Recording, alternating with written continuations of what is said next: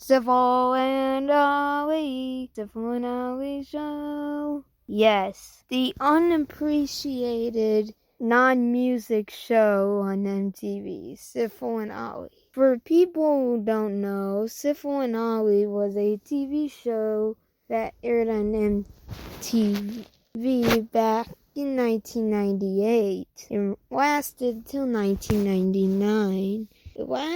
It had two sock puppets, one named Sifl, one named Olly. I'm a pretty diehard fan. Hell, I was even a fan of the Sockheads fan club. Yes, there was a fan club.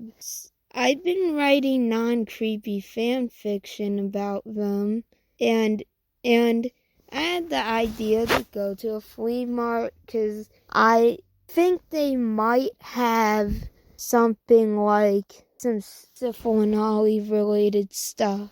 I came across a creepy old man who said this, son, this stuff used to belong to my grandson. He died years ago. I don't know what he died of, but it's best not to ask. So I mostly grabbed a couple of Imperial and a couple DVDs, a few VHS tapes, and a couple CDs. But one that caught my eye was one that read in scraggly text, Sifl and Olly, final episode. I'm like, what could this possibly mean? When I got home, I popped it into the VCR.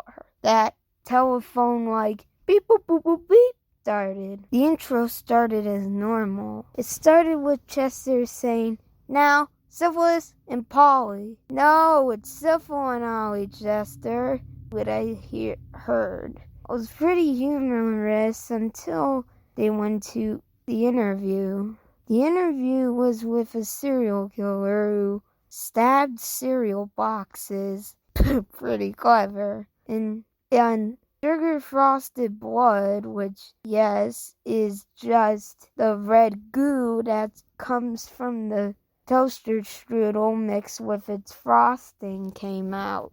I was utterly disgusted.